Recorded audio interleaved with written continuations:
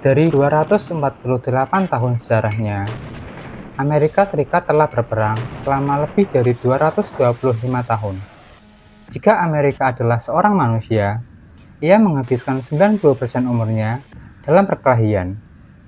Banyak yang mengira Amerika berperang untuk menyebarkan demokrasi atau membalas dendam seperti pasca 9/11. Namun, jika kita melihat lebih dalam, lewat kacamata sejarawan seperti David Fine sendiri adalah seorang profesor antropologi di American University.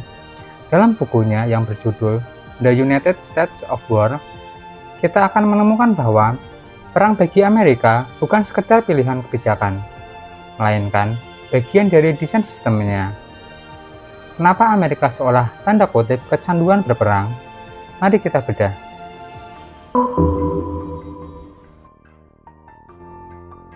Semuanya dimulai dari dalam rumah. Sebelum Amerika mengirim tentara ke Baghdad atau ke Vietnam, melatih otot militer mereka di tanah sendiri. Melalui The Indian Wars atau Perang Indian Amerika, serangkaian konflik bersenjata berkepanjangan antara pemukim Eropa atau pemerintah AS dengan penduduk asli Amerika, suku Indian, dari awal abad ke-17 hingga awal abad ke-20.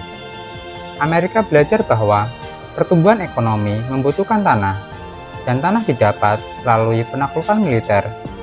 Mentalitas tanda kutip frontier ini, batas yang harus selalu didorong, tidak berhenti di Samudra Pasifik.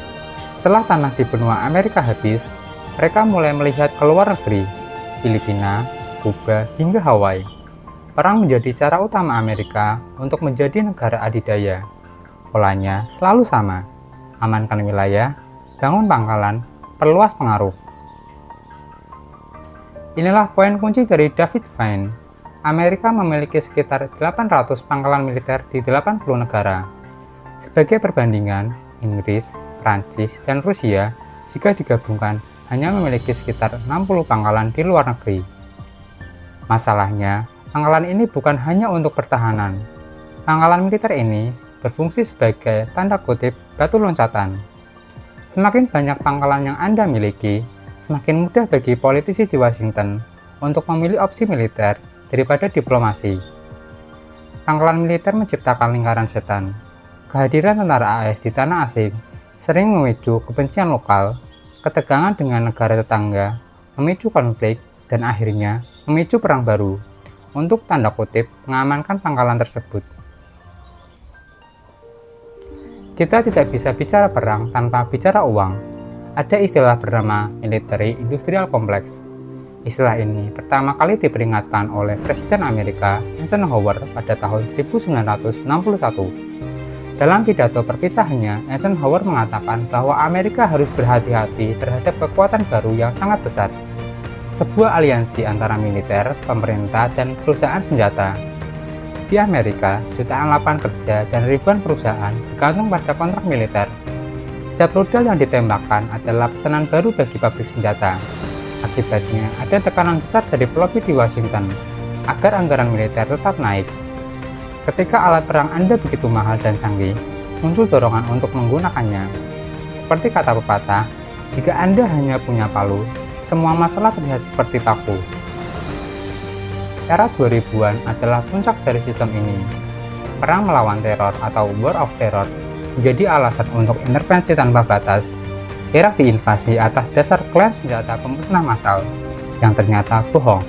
Hasilnya, triliunan dolar habis, ratusan ribu nyawa melayang, dan wilayah tersebut justru menjadi lebih tidak stabil. Namun, bagi mesin perang Amerika, perang ini adalah tanda kutip kesuksesan dalam hal pengujian senjata baru dan pengamanan jalur logistik global. Jadi, kenapa Amerika selalu berperang? Bukan karena rakyatnya haus darah, tapi karena struktur politik, ekonomi, dan jaringan pangkalan militernya memang didesain untuk itu. Selama pangkalan militer masih tersebar di seluruh dunia, dan industri senjata tetap menjadi motor ekonomi, perdamaian abadi bagi Amerika Serikat mungkin hanya sebuah mimpi di siang bolong. Terima kasih telah menonton. Apa pendapatmu tentang peran AS sebagai polisi dunia? Tulis di kolom komentar.